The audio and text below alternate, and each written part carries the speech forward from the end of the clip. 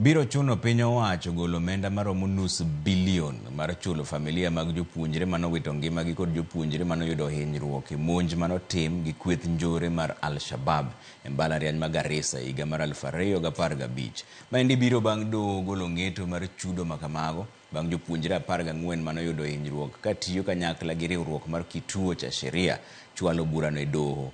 Lydia Okeyo miyowa ler mar wachni.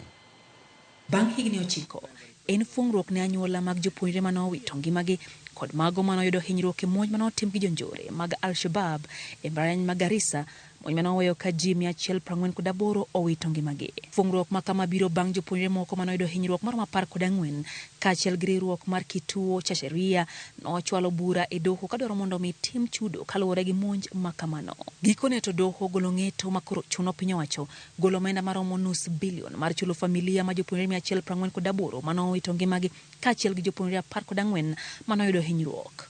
E ng'eto manogol gi jong'ad bura adek kamoting'o Mugure Thande, Anthony Ndungu kod Daniel Kimei, familia mane nyithindgi owito ngimagi biro do siling milion 3 moro ka moro, ka jopuonjre manoyudo hinyruok ibiro mi chudo mopogore opogore kaluwore gi kit hinyruok mane giyudo. Kuom ranyisi, Rose Gikonyo manoriko ni e higa mokwongo mar some ka tiegruok ma Garissa e kinde monjno ochul siling milion 10.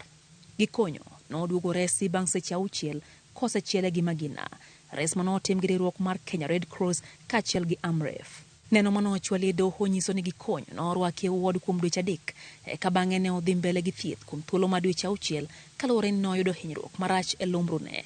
Bang' ka nochwade gi magina, gino makoro kelo ng'ikruok e tiendene kod dag lach mare ka nyaka sani adhola mar magina no pok ochango. Chudo ma otim ne jopuonjre mamoko chal kama: Ben Mwiti oyudo siling milion 4, James Muli siling milion 3, Duncan Obwamu siling milion 1.5, Anderson Owala oyudo siling milion 5, ka Alfred Kithu oyudo siling milion 1.25, Rispa Nyakari oyudo siling milion 3, Mercy Chepkorir oyudo milion 1.2, Nereus Kipngeno siling milion 1.2, Stanley Muli milion 4, Kasio Kamwambeko milion 5, Evelyn Chepkemoi milion 6, Ronald Moranga oyudo milion 7, ka Anastasia Mikwa oyudo siling milion 3.5.